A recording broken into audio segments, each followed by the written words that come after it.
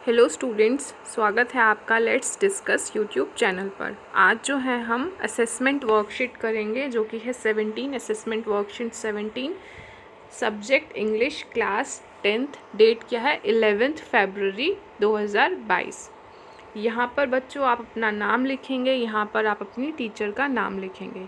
ये जो assessment worksheet है ये टोटल 20 नंबर की है। All questions are compulsory. क्या है, दो चीज़ें याद रखनी है, 20 नंबर की है और सभी क्वेश्चंस आपको करने हैं, सभी कंपल्सरी हैं। चलिए फर्स्ट क्वेश्चन देखते हैं। You are Manav Singh. आपका नाम क्या है? मानव सिंह है। Computer incharge of MPIS। आप क्या हो? कंप्यूटर इंचार्ज हो। MPIS स्कूल नेम है। Your school wishes to buy 25 computers and computer accessories from Apple Inc. So आपके स्कूल ने सोचा है कि 25 कंप्यूटर मंगवाए जाएं। कौन सी कंपनी के? एप्पल के। कहाँ से? Nehru Place, New Delhi. आपको लेटर लिखना है, प्लेसिंग ऑर्डर प्लेस करना है to all the specifications of the product and its quality. ठीक है, तो चलिए एक आंसर देखते हैं इसका। सो आप क्या लिखेंगे? To the person in charge sales department Apple Nehru Place New Delhi. फिर आप क्या लिखेंगे? इसका स्क्रीनशॉट ले लीजिएगा यहाँ से यहाँ तक। फिर सब्जेक्ट में आप लिखेंगे, सब्जेक्ट पूरा लिखना, SUBJECT। सब्जेक्ट के बाद आप क्या लिखोगे? Placement of orders. इधर एक ऑफ आएगा, ठीक है, ये हटा देना। Placement of orders for computers and their accessories. Greetings में लिखोगे सर, मैडम, MADAM लिखना, MADAM। फिर यहाँ से शुरू है, our school needs computers and related equipment. हमारे स्कूल को कंप्यूटर्स चाहिए और रिलेटेड इक्विपमेंट चाहिए। We have chosen your business to obtain an order for 25 computers. कितने कंप्यूटर्स थे? एक सेकेंड, राइट, 25 कंप्यूटर्स थे। तो आपको एज इट इज़ लिख देना है कि 25 computers and their accessories. This letter is followed by the orders terms and conditions. ठीक है, इसका स्क्रीनशॉट ले लीजिएगा। The following is a list of products. नीचे आपने लिस्ट लिखी है। Name of the device, number of pieces. Computer 25 चाहिए, माउस पैड 25 चाहिए, कीबोर्ड 25, प्रिंटर 1, प्रोजेक्टर 1। ये आपने लिख दिया। ये सारी चीज़ें आपको चाहिए। नेक्स्ट आप लिखोगे kindly make it convenient to send the delivery within 15 days. आपने बोला कि 15 दिन के अंदर अंदर आप ये, जब तक ये लेटर इशू हो तब तक 15 दिन के अंदर आप हमारे पास ये सभी जो प्रोडक्ट्स है वो सेंड कर देना। Proper packing of the item should be taken care of. जो प्रॉपर पैकिंग है उसका ध्यान रखना। Responsibility for the damage during transportation shall rest with you. Transportation के दौरान अगर कोई प्रोडक्ट डिस्ट्रॉय हुआ, डैमेज हुआ, उसका जो मतलब जो भी उसका डैमेज होगा वो आपकी जिम्मेवारी है उसको सेफली पहुंचाना स्कूल तक। I hope future repairs and maintenance of the products will be provided by you promptly and satisfactorily। और आप ये भी मेंशन कर रहे हैं कि अगर फ्यूचर में इन केस अगर कोई प्रॉब्लम हुई कंप्यूटर में तो आप हमें सर्विसेज प्रोवाइड करोगे promptly and satisfactorily. The payment will be made after the delivery through cheque. और आपने लिख दिया कि जो पेमेंट है वो कब आप करोगे? थ्रू चेक के थ्रू करोगे, जब डिलीवरी हो जाएगी उसके बाद। योर्स ट्रूली मानव सिंह। ठीक है, ये क्लियर हो गया। फिर नेक्स्ट क्वेश्चन में क्या है? Look at the graph given below. ये ग्राफ दिया हुआ है, इसको देखें, ऑब्जर्व करें क्या क्या है, किसके बारे में है।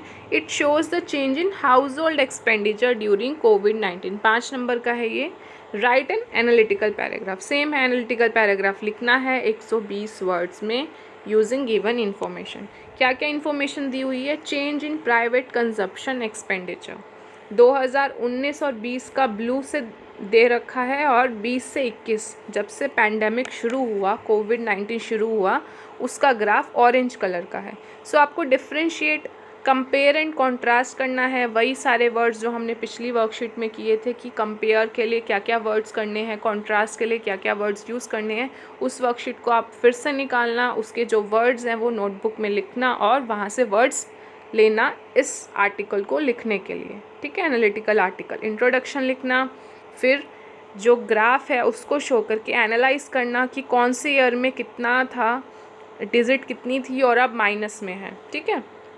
सो ये ग्राफ क्या शो कर रहा है आपको कि जो ऊपर वाली डिजिट्स हैं वो पॉजिटिव हैं और जो नीचे वाली डिजिट्स हैं वो नेगेटिव में हैं।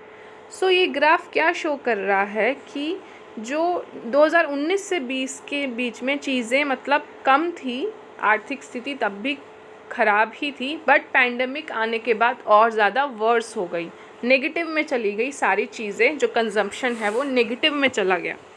सो आप देख सकते हो कि 2019 और 20 में 8.5 है किसका, रेस्टोरेंट एंड होटल्स का, बट ये 2020 और 21 में पैंडेमिक के बाद ये -54 हो गया। इमेजिन 54। फिर नेक्स्ट है क्लोथिंग एंड फुटवेयर। जो क्लोथिंग एंड फुटवेयर है वो कितना था, -1.2 था, जो कि अब 22.2 हो गया है। ट्रांसपोर्ट 8.3 था, फिर बाद में 19.4, -19.4। सो सारी डिजिट्स देखिए, सिर्फ क्लोथिंग को छोड़ के सारी डिजिट्स को देखिए कि ये पॉजिटिव में है, ब्लू में, कि 2019 से 20 में हालांकि सिचुएशन अच्छी नहीं थी, ख़राब ही थी, बट पैंडेमिक जितनी ख़राब नहीं थी जो कि अब हो गई है। देखिए जो रेस्टोरेंट है वो -54 है, -22 क्लोथिंग है, ट्रांसपोर्ट -19.4, 15.7 क्या है, alcoholic beverages, tobacco and narcotics. फिर क्या है 13.4 माइनस में क्या है, routine house hold maintenance. 11.1 minus में क्या है, रिक्रिएशन एंड कल्चर। -6 है कम्युनिकेशन, -4.2 है मिसलेनियस गुड सर्विसेज। एजुकेशन में भी देखिए आप -2.9 है। हेल्थ सेक्टर में भी देखिए -2.1 है। सिर्फ ये 2 सेक्टर्स ऐसे हैं, हालांकि इसमें डिक्लाइन तो है, बट पैंडेमिक के बाद भी ये दोनों सेक्टर्स पॉजिटिव में रहे, नेगेटिव डिजिट्स में नहीं आए। कौन से हैं, housing, water, electricity, food, non alcoholic beverages. So ये सिर्फ 2 सेक्टर ऐसे हैं जो कि पॉजिटिव में रहे हैं। सो आपको इस ग्राफ को अच्छे से ऑब्ज़र्व करना है, देखना है कौन कौन सी चीज़ें मेंशन है, कौन कौन सी चीज़ें ज़्यादा लॉस पर हैं, ठीक है, और कौन कौन सी चीज़ें पॉजिटिव में हैं पैंडेमिक के बाद भी। हालांकि सिचुएशन ख़राब है but still they are in positive digits. Okay, so second question करते हैं हम, ग्राफ वाला, right. Wait a minute. Okay, so ये रहा, आपको 120 वर्ड्स का ध्यान रखना है। द ग्राफ डिपिक्ट्स की जगह आप क्या लिख सकते हो, show. The graph shows the change in household expenditure during कोविड-19, फुल स्टॉप। फिर उसके बाद लिखो कि कोविड-19 has affected day to day life and is slowing down the global economy. जो ग्लोबल इकोनॉमी है उसको एकदम तोड़ दिया है पैंडेमिक ने, कोविड-19 ने। इसका स्क्रीनशॉट ले लीजिएगा। नेक्स्ट है the various industries and sectors are affected by the cause of this disease.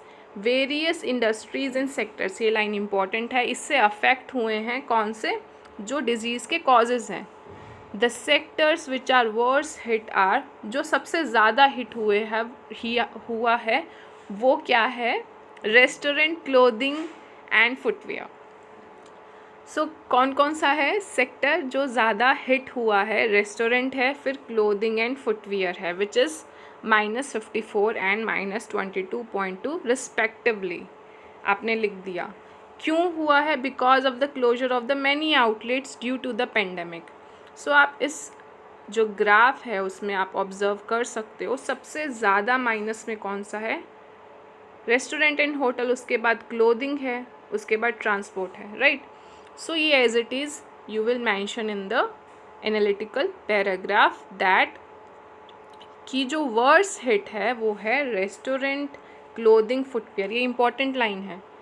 फिर उसके बाद लिखोगे another sector which is most affected.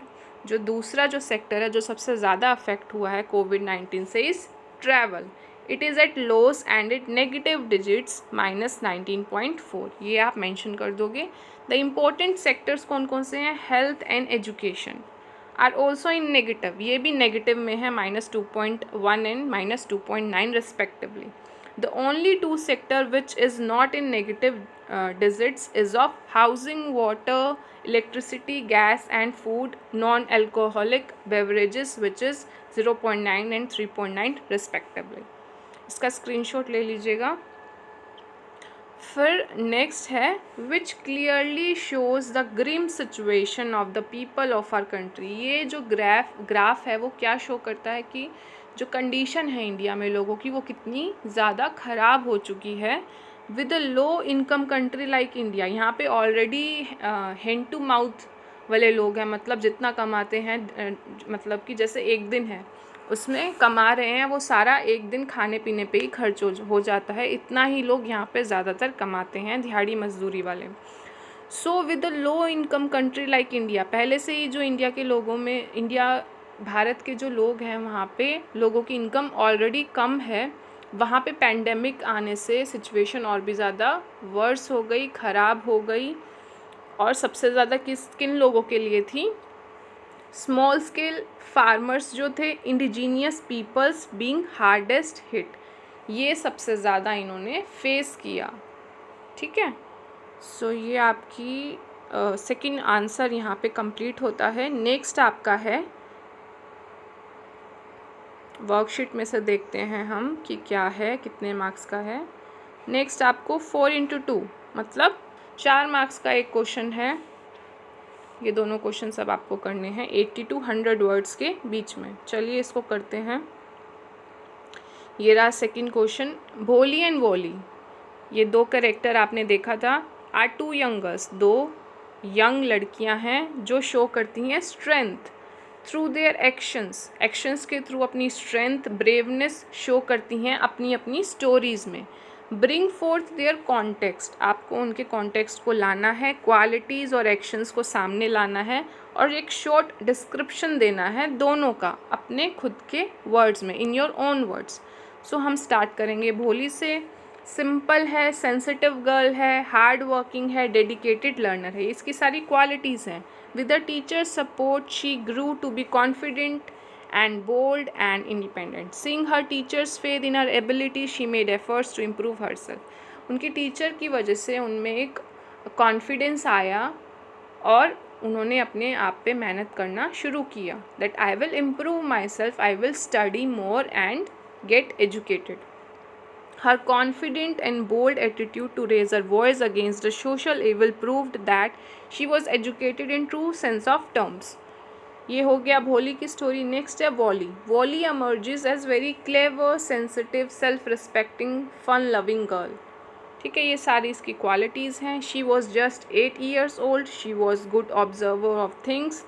Volley was mature, clever and practical beyond her years, मतलब वो अपनी एज से ज़्यादा प्रैक्टिकल थी, मेच्योर थी।